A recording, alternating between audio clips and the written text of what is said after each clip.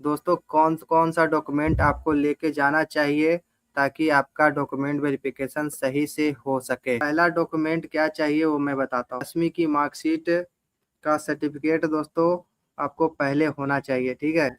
दूसरा नंबर है दोस्तों ऑनलाइन एप्लीकेशन फॉर्म की प्रिंटेड कॉपी और ऑफलाइन ऑनलाइन पेमेंट की रसीद। यदि आपने दोस्तों फॉर्म भरा था तो डीवी के लिए सेलेक्ट हुए होंगे तो या होंगे आगे भविष्य में, तो आपको ऑनलाइन एप्लीकेशन फॉर्म की प्रिंटेड कॉपी आपको साथ में ले जाना चाहिए और पेमेंट की रसीद। और तीसरा डॉक्यूमेंट सबसे जो जरूरी है दोस्तों वो ओरिजिनल आधार कार्ड और उसके दोनों तरफ की स्पष्ट फोटोकॉपी चाहिए। और दोस्तों साथ में पैन कार्ड की भी कॉपी चाहिए होती है। दोस्तों अगला डॉक्यूमेंट या की बात करें तो दोस्तों 12 पासपोर्ट साइज फोटो, 6 वही फोटो जो ऑनलाइन फॉर्म में दी गई थी और 6 एकदम नई फोटो आपको लगती है। दोस्तों आगे बात करें कि डॉक्यूमेंट वेरिफिकेशन में क्या लगता है, तो दोस्तों मैं आगे बताऊं। यहाँ पे एनसीवीटी एससीवीटी सर्टिफिकेट, यदि आप सीसीए हैं दोस्तों, सीसीए के डॉक्यूमेंट वेरिफिकेशन में जा रहे हैं तो आपको एनसीवीटी का एनटीसी या एनएससी सर्टिफिकेट आपको या एससीवीटी सर्टिफिकेट आपको होना अनिवार्य है दोस्तों। और दोस्तों अगला बात करते हैं ऑल डॉक्यूमेंट्स की, तो आवेदन में दी गई शैक्षिक योग्यता से जुड़े सभी सेमेस्टर की ओरिजिनल मार्कशीट साथ ले जाना बहुत जरूरी है दोस्तों। और दोस्तों फोटोकॉपी सेट्स याद रखें, सभी ओरिजिनल दस्तावेज भी कम से कम 2 सेट सेल्फ असिस्टेड फोटोकॉपी आपके पास होनी चाहिए। जितने भी दस्तावेज ले जा रहे हैं दोस्तों उनका तो फोटोकॉपी चाहिए 2 सेट में, ठीक है। 2 सेट में फोटोकॉपी चाहिए होता है। और दोस्तों उसका सेल्फ अटेस्टेड भी होना चाहिए, ठीक है, जिसमें आप खुद से साइन करें कि हाँ मेरा ये सही डॉक्यूमेंट है, जो मैं दिया हूँ वो डॉक्यूमेंट सही है। दोस्तों आगे बात करते हैं यहाँ पे रिजर्वेशन के लिए सर्टिफिकेट के लिए, तो SC ST यदि आप हैं तो SC ST के लिए रेलवे नोटिफिकेशन के अनुसार दोस्तों अनेक्चर 1 फॉर्मेट में ही होना चाहिए सर्टिफिकेट। और दोस्तों ओबीसी सर्टिफिकेट की बात करें तो दोस्तों ओबीसी सर्टिफिकेट आपको एनेक्सर 2 में करेंट वित्तीय वर्ष का नॉन क्रीमी लेयर और डिस्क्लेरेशन के साथ आपको सर्टिफिकेट होना चाहिए। और दोस्तों आवेदन भरते समय भी आपका जो आपने दिया था उसका भी चाहिए होता है आपको सर्टिफिकेट। और दोस्तों आगे बात करें ईडब्ल्यूएस सर्टिफिकेट के लिए, तो निर्धारित फॉर्मेट में इनकम और एसेट सर्टिफिकेट, यदि आप ईडब्ल्यूएस छात्र हैं दोस्तों तो जो फॉर्मेट निर्धारित किया गया उसमें इनकम और एसेट सर्टिफिकेट ईडब्ल्यूएस का होना चाहिए दोस्तों। और दोस्तों बात करें फार्म भरते समय यदि आपने फीस में छूट लिया था तो और ईडब्ल्यूएस कैटेगरी से है, ईबीसी कैटेगरी से है, मतलब इकोनॉमिकली बैकवर्ड क्लासेस हैं, तो इसका भी सर्टिफिकेट आपको चाहिए दोस्तों। और दोस्तों बात करें आगे तो दोस्तों यदि आप और दूसरी कैटेगरी से हैं तो मेडिकल एग्जाम है ना, तो उनके लिए मेडिकल एग्जाम है। एनओसी जैसे एक्स सर्विस में है तो आपको एनओसी चाहिए, या फिर सरकारी जॉब में ऑलरेडी पहले से हैं तो भी आपको एनओसी चाहिए दो। और डिस्चार्ज सर्टिफिकेट लाना जरूरी है। यदि पीडब्ल्यूडी कैंडिडेट हैं दोस्तों तो आपका दिव्यांग उम्मीदवारों के लिए निर्धारित रेलवे फॉर्मेट जो 5A है और B है या C, उसमें वैलिड डिसेबिलिटी सर्टिफिकेट भी होना चाहिए दोस्तों। और मेडिकल रेडनेस दोस्तों, डीवी सफलतापूर्वक पूरा होने के तुरंत बाद मेडिकल परीक्षा होती है, इसलिए कृपया 3 से 4 दिन रुकने की पूरी तैयारी के साथ आए दोस्तों। क्योंकि अभी हाल ही में मेरा एक दोस्त अभी टेक्नीशियन का डीवी करवा के आया दोस्तों, तो पहले दिन उसका डीवी तो हो गया लेकिन मेडिकल सही से नहीं हो पाया, ठीक है दोस्त, मेडिकल सही से नहीं हो पाया। तो दोस्तों उनका 2-3 दिन लग गया मेडिकल सही से होने में। तो ऐसी भी बातें होती है दोस्तों। तो अब बात करते हैं और भी एडिशनल सर्टिफिकेट्स की, तो जैसे कि आपने यदि यदि दोस्तों आपने यदि एडिशनल सर्टिफिकेट लगाए हैं तो जैसे कि आपने 10th के साथ ITI भी लगाई है, इंटर भी लगाई है, यदि ग्रेजुएशन पास किए हैं तो ग्रेजुएशन लगाई है, तो दोस्तों सभी का सर्टिफिकेट वहाँ ले जाना पड़ता है। तो दोस्तों इसी के साथ यहाँ पे जो सर्टिफिकेट है इसी में आपको एडिशनल सर्टिफिकेट भी लग जाते हैं दोस्तों। जो भी एडिशनल सर्टिफिकेट आपने ITI किया है, MBA किया है, जो भी आपने किया है उसका सर्टिफिकेट भी वहाँ पे आपको देना पड़ता है दोस्तों। अब मैं बात करता हूँ यहाँ पे शेयर कर देते पीडीएफ, जो पुराना पीडीएफ है उस आधार पे मैं शेयर करता हूँ। उस आधार पे मैं आपको बताऊंगा दोस्तों कि और क्या-क्या डॉक्यूमेंट लग जाते हैं। दिख रहा है क्या? कमेंट करना। देखिए ये रहा ऑफिशियल डॉक्यूमेंट जो 2023 में वेस्टर्न रेलवे ने मांगा था डीबी के लिए। तो आप यहाँ पे देख सकते हैं वेस्टर्न रेलवे ने पूरा डॉक्यूमेंट डी वेरिफिकेशन के लिए क्या-क्या मांगा था, उसको मैं विस्तार पूर्वक बता देता हूँ। वीडियो ज़्यादा लंबा नहीं होगा दोस्तों। इन्होंने 18 जनवरी को पहले नोटिस दिया था, फिर 24 जनवरी को अपडेटेड नोटिस दिया था दोस्तों। इसमें क्या-क्या मांगा था, तो आप पहला देख सकते हैं यहाँ पे।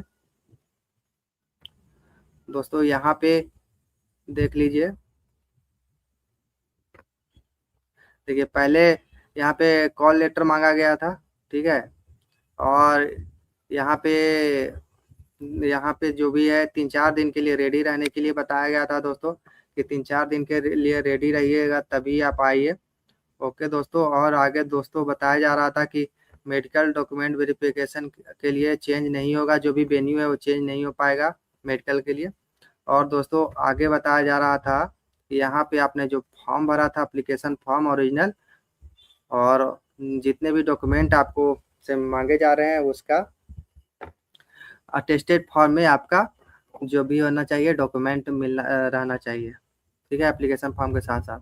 यहाँ पे दोस्तों marksheet of certificate for all educational technical mention in the application form notification.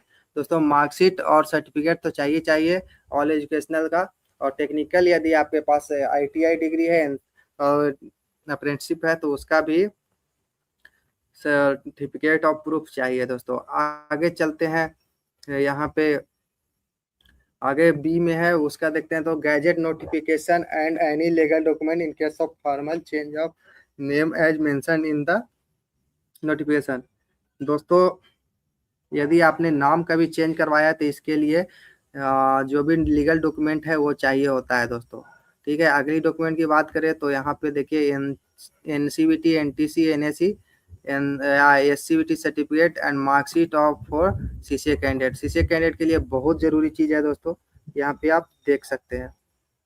दोस्तों आगे बात करें तो यहाँ पे certificate of the birth proof यहाँ पे मैंने बताया जैसा कि यदि ये नहीं है तो आप डेट ऑफ बर्थ कह रहे हैं कि यहाँ पे बताया जा रहा है दोस्तों आपका कैंडिडेचर कैंसिल हो सकता है, ठीक है। यदि certificate date of birth proof नहीं है तो ये कैंसिल हो सकता है और बर्थ सर्टिफिकेट को नहीं माना जाएगा वैलिड डॉक्यूमेंट प्रूफ। लेकिन दोस्तों आपके नियम से माना जाएगा कुछ दिन बाद, अभी तो नहीं माना जा रहा, लेकिन कुछ समय 2006-7 के बाद से रूल कुछ अप्लाई किया जा रहा है। इस आधार पे आपका जो 10th सर्टिफिकेट है वो वैलिड ना होकर मार्कशीट जो डेट ऑफ बर्थ है वो वैलिड होगा, लेकिन अभी फिलहाल पुराने आदमी को लिए यही सब जरूरी है दोस्तों। आगे बात करें तो कास्ट सर्टिफिकेट SC/ST का जो एनेक्सर 1 में नोटिफिकेशन में दिया रहता है वो सर्टिफिकेट चाहिए, और OBC के लिए भी सर्टिफिकेट नोटिफिकेशन के हिसाब से चाहिए दोस्तों। आगे बात करें यहाँ पे तो यहाँ पे 22-23 लिखा था, तो अभी जो जिस सेशन में फॉर्म आया था 23-24 या 24-25 से उसी के हिसाब से आपको देना होगा दोस्तों। आगे बात करें यहाँ पे इनकम एंड नेशनल सर्टिफिकेट, तो ये EWS के लिए बहुत ही जरूरी चीज़ है दोस्तों। आगे दोस्तों यदि आप एक सर्विसमैन थे या फिर अभी काम कर रहे हैं तो NOC आपको चाहिए दोस्तों। NOC आपको बहुत कंपलसरी है। गवर्नमेंट जॉब में जा रहे हैं तो पिछला कंपनी या जो भी है सरकारी में यदि आप काम कर रहे हैं तो सरकारी से आपको NOC चाहिए दोस्तों। यदि एक सर्विसमैन है तो आपके लिए डिस्चार्ज सर्टिफिकेट चाहिए, अनेक्सर जो अनेक्सर 7 में है उसका चाहिए। ओके दोस्तों, आगे है डिसेबिलिटी, जो दिव्यांग है PWD है तो आपको डिसेबिलिटी सर्टिफिकेट चाहिए दोस्तों। और दोस्तों आगे उसके आगे बात करें तो यहाँ पे देखिए यहाँ पे photo identity card as mention in the CN number 1 2019। देखिए 2019 का एग्जाम्पल लेके मैं बता रहा हूँ दोस्तों कि आपका आधार कार्ड पैन कार्ड जो भी है उसका ID कार्ड आपको चाहिए होगा, ठीक है दोस्तों। आगे बात करें रिसिप्ट ऑफ ऑनलाइन पेमेंट, यदि ऑफलाइन पेमेंट किए हैं तो उसका रिसिप्ट चाहिए। अभी ऑफलाइन पेमेंट नहीं उतना चल रहा है दोस्तों, तो जो भी प्रूफ से आपने पेमेंट किया था वो चाहिए। आगे बात करें दोस्तों, तो यदि आप इकोनॉमिकली बैकवर्ड क्लासेस थे, तो इसके लिए आपको दोस्तों यहाँ पे आपने फीस के लिए छूट लिया था ना, तो उसके लिए आपको ये भी सर्टिफिकेट चाहिए। सबके लिए नहीं चाहिए, जो इकोनॉमिकली बैकवर्ड क्लास थे उसके लिए चाहिए। और दोस्तों यदि आप माइनॉरिटी कम्युनिटी से बिलोंग करते हैं, तो दोस्तों उसका भी आपका डिक्लेरेशन वाला जुडिशियल स्टाम्प पेपर पे चाहिए।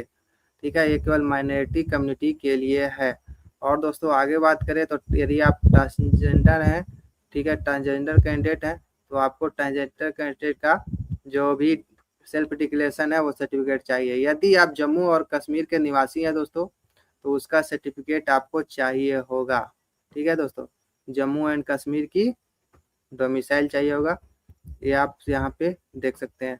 और दोस्तों यदि आपने तलाक लिया है, तलाकशुदा आप महिला हैं, आप महिला है तो तलाकशुदा जो भी हैं उनका आपने कानूनी रूप से अलग हुए हैं, इसका सर्टिफिकेट आपको लेके जाना चाहिए।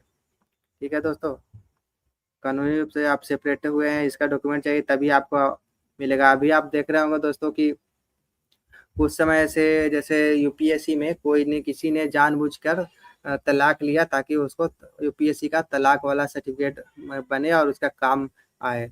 तो दोस्तों और ये भी सर्टिफिकेट चाहिए कि आपने मैरी नहीं किया, दोबारा शादी नहीं किया है, तभी तलाकशुदा वाला जो आपको बेनिफिट कोई भी सरकारी सर्टिफिकेट में मिलेगा। मतलब यदि आप महिला हैं तो ये वाला एप्लीकेबल है। और दोस्तों यदि आप विधवा हैं, इन केस ऑफ विडो, यहाँ पे लिखा हुआ दोस्तों कि यदि आप विधवा हैं तो आपको आपके जो भी स्पाउस का, आपके पति का डेथ सर्टिफिकेट और एफिडेविट चाहिए दोस्तों। ठीक है, कि आपने दोबारा मैरिड नहीं किया है, यहाँ पे आप देख सकते हैं दोबारा मैरिड नहीं किया है, इसका सर्टिफिकेट चाहिए। और आगे कोई डॉक्यूमेंट हो तो इसको मैं बता देता हूँ दोस्तों, थोड़ा सा रुक जाइए। देखिए आगे दोस्तों बोल रहा है कि candidate are also required to carry 6 photographs 6 copies. ठीक है, और सिमिलर टू स्कैन कॉपी, जो स्कैन कॉपी करके आप डाले थे उसी का सिमिलर 6 फोटोकॉपी चाहिए। बाकी दोस्तों अभी जो ग्रुप डी 2025 है 09, उसमें तो डायरेक्ट लाइव फोटो अपलोड हुआ है, लेकिन ग्रुप डी 2024 है उसमें स्कैन कॉपी ही अपलोड हुआ था। तो दोस्तों स्कैन कॉपी का 6 कॉपी चाहिए, ये 2019 के अनुसार आपको बता रहा हूँ दोस्तों। और दोस्तों यहाँ पे बताया जा रहा है कि यदि आपको बुलाया गया है, ठीक है ना, तो इसका मतलब ये नहीं कि आपको जॉब के लिए अपॉइंट कर लिया गया है, इसलिए ये समझ के ही आगे बढ़े। दोस्तों ये वेस्टर्न रेलवे की तरफ से 2023 में 2019 का जॉब का डॉक्यूमेंट वेरिफिकेशन जब करवाया जा रहा था, तब दोस्तों ये वाला नोटिफिकेशन सीसीए कैंडिडेट के लिए जारी किया गया था दोस्तों, जैसा कि आप यहाँ पे देख सकते हैं। देखिए यहाँ पे पीडब्ल्यूडी और सीसीए कैंडिडेट के लिए नोटिफिकेशन जारी हो गया था। तो इसी के आधार पे हमने दोस्तों आपको बताया कि क्या क्या डॉक्यूमेंट जो पीडब्ल्यूडी और सीसीए कैंडिडेट है उनके लिए अभी 2024 का जो डीवी होने का चांस है अगले महीने, उसमें क्या क्या लग सकता है दोस्तों। तो आपको ये वीडियो कैसा लगा दोस्तों, आप कमेंट करके ज़रूर बताइएगा। ठीक है, तो आशा करते हैं दोस्तों कि आपको ये पूरा जो भी हमने इन्फॉर्मेशन दी है दोस्तों आपको अच्छा लगा होगा। तो मिलते हैं दोस्तों अगले वीडियो में, तब तक के लिए बाय बाय दोस्तों। अभी कोई कमेंट नहीं आ रहा तो मीटिंग बंद करते हैं दोस्तों। अगली मीटिंग में आपके साथ और भी अच्छे इन्फॉर्मेशन लेके आएंगे। और दोस्तों हमारे लेटेस्ट वीडियो में आप देख सकते हैं कि जो फिजिकल समाप्त होने के पहले एक नोटिस आ गया था सीसीए कैंडिडेट का डीवी का, तो आप वो नोटिफिकेशन भी देख सकते हैं। हो सकता है कि इस बार भी ऐसा हो, नहीं तो फिजिकल समाप्त होने के बाद भी आने का चांस रहता है। ठीक है दोस्तों, मिलते हैं किसी अगले वीडियो में, बाय बाय।